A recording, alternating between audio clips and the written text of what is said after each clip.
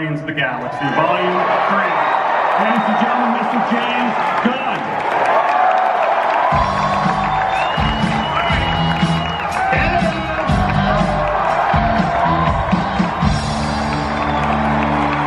What's up, Kevin? Hey, Ash. Hi, everybody. How are you doing, my friends? Hey, guys. You want to hear something weird? I was going through I was trying to figure out when I started working on Guardians of the Galaxy. I didn't tell you this backstage because I was saving it for this very real Guardians 1 right now. Guardians? Okay. Exactly 10 years ago this week, I flew to Wilmington, North Carolina to pitch Guardians of the Galaxy. Where we were shooting Iron Man 3. Where you were shooting Iron Man 3. Exactly 10 years ago this week, I went and I pitched the movie to Kevin and Lou. And then had a very uncomfortable... I'd say it's been a good 10 years, James. What? Good 10 years. And back then, you know, it was the beginning of this journey. I fell in love with these characters. They aren't really superheroes. They're sort of outer space adventures, but really they're just a bunch of oddballs and outcasts and weirdos like a lot of us.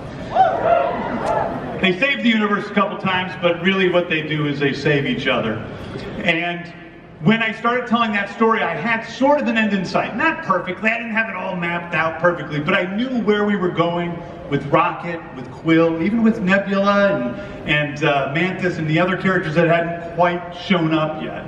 And this is the end of that story. I'm sorry. Some stories have an end. Doesn't mean everybody dies. Anyway, I want to share with you guys a little glimpse of what we have. You know, we wrapped filming about 2 months ago, so let's just show you a little bit of something. Cass is backstage watching it, and let's watch it right now. Chris Pratt is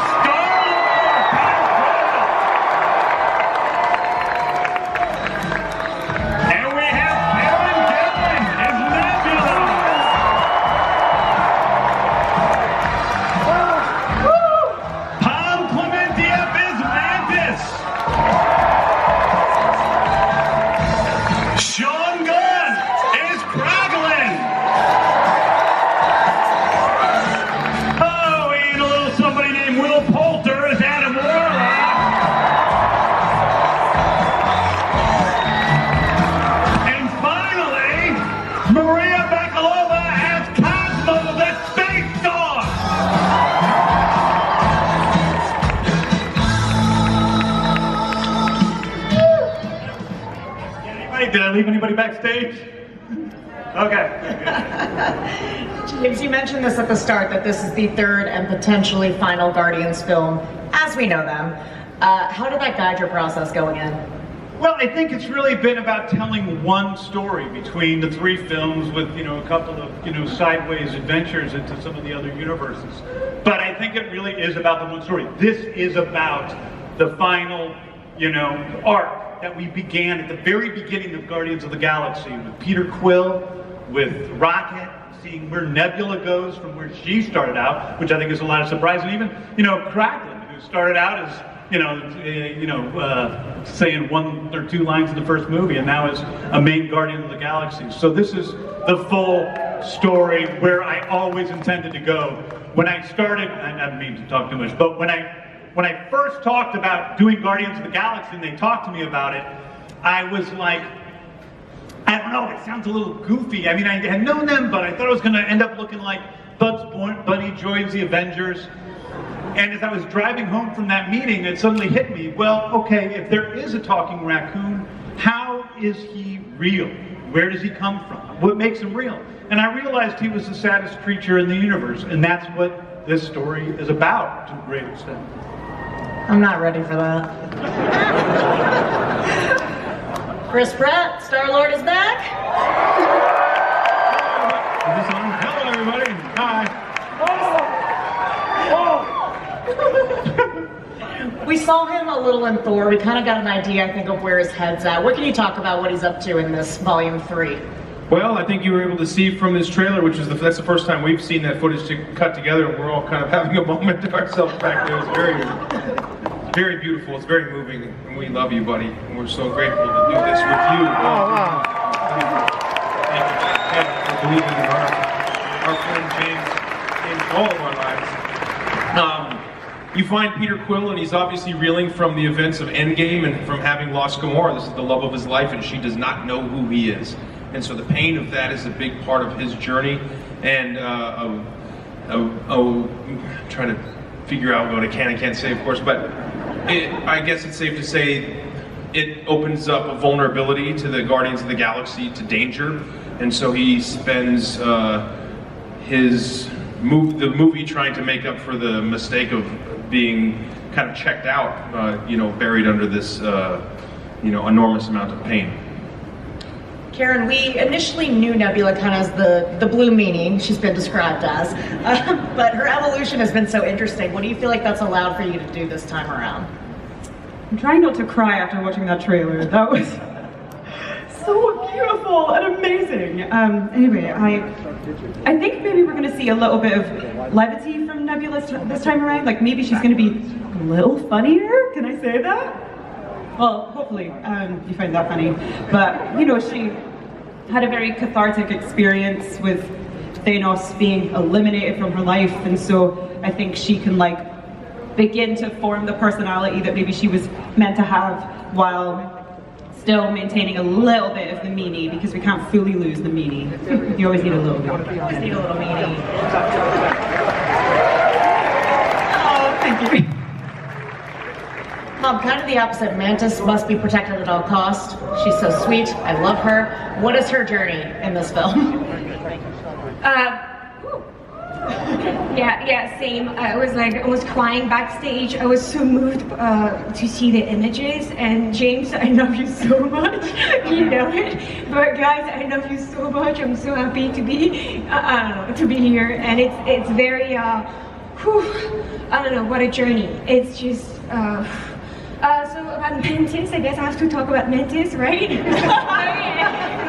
So she's still quirky and weird, and but at the same time she gains more confidence, and she's pissed off sometimes, and she shows different colors that you haven't seen.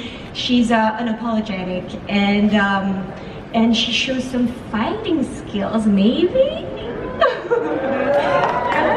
Anyway, yeah. Sean, I don't want to make everybody cry, but as someone who's been a part of Guardians since the beginning, Kraglin, even some very important mocap, what's been the most rewarding part of being a part of this trilogy?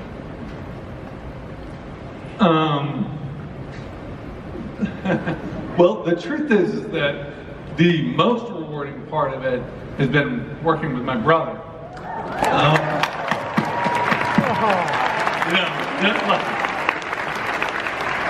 And that is the honest God truth. But it expands, over the course of 3 movies, and it's come to a point where it's not just about the joy of working with him, it's about the joy of working with these other people, who are up here with us, and you see them, we're legitimately choked up backstage watching what we did, watching what we do, and it's because, we fucking care. I'm sorry, but we do, and we care,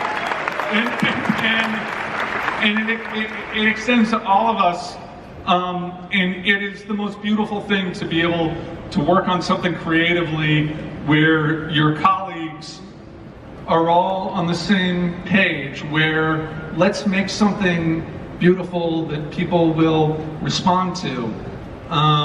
I can't ever ask for anything more in my career, and it's just been absolutely wonderful, and I love all of you guys. Sincerely.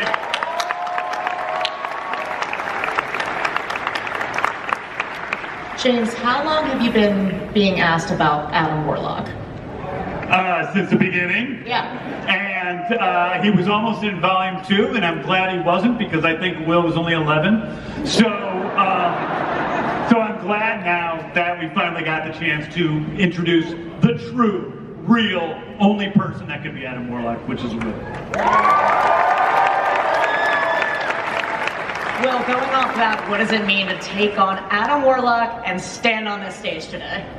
Sure. Oh, wow. I feel the same way. I'm truly grateful. Honestly, pretty surreal to have ever even stepped on the Guardian set. Huge admirer of everybody on this stage, genuinely, and the franchise. From the outside looking in, I was absolutely terrified.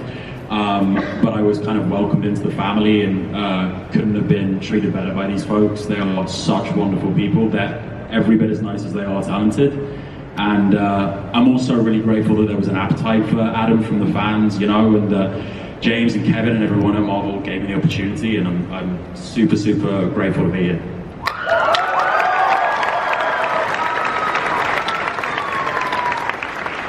Maria, we can now confirm that you are Cosmo, sure to be fans' favorite space dog. How does it feel to take on that role in the MCU?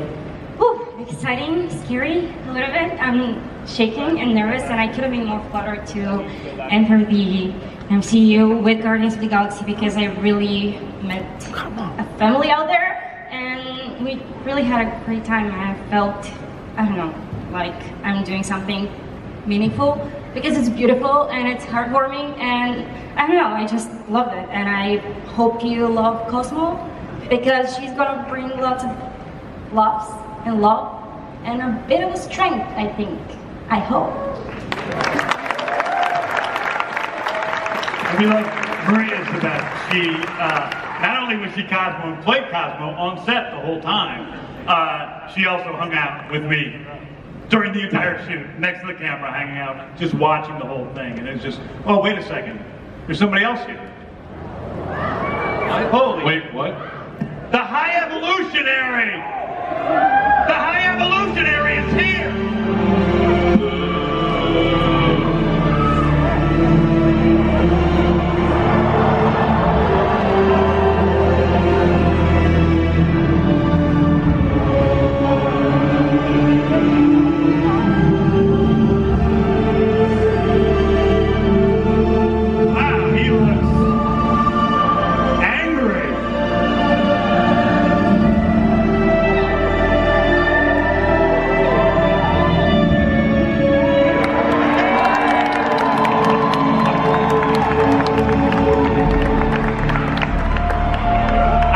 Nobody expected him to show up like this.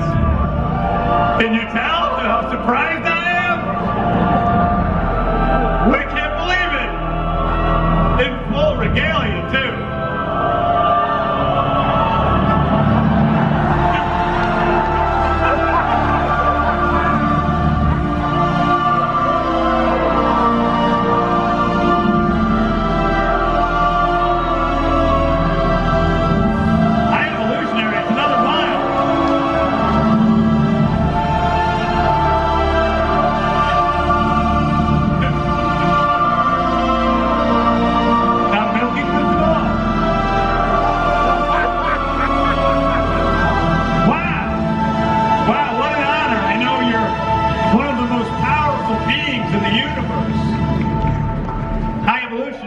It's great that you're...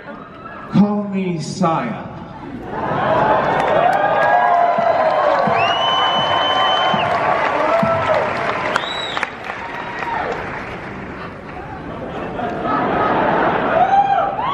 I'm pleased to be here. As I gaze out at this crowd, I am reminded of my sole purpose in the universe. To take unevolved, disgusting, low-life scum such as yourselves and enhance you genetically to something less reprehensible. Thank you for inspiring me with how vomitous you all are. The bile in the back of my throat as I look at you is all the motivation I need to move forward and create the perfect species. Okay, thanks. Hi, Evolution. I can't wait to dissect all of you and see what I can learn!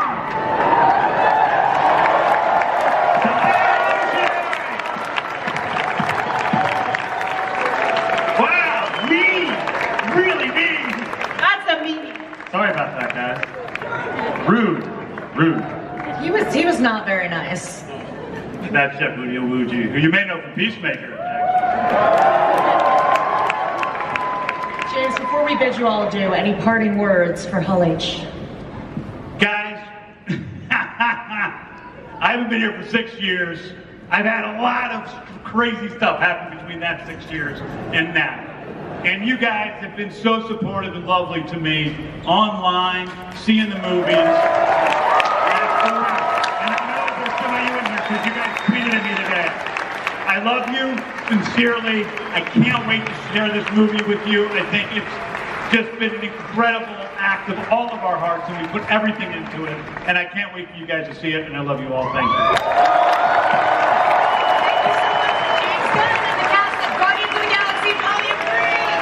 Thanks, guys. Thank you, folks. Guardians of the Galaxy, Volume 3. Up and seeing that footage.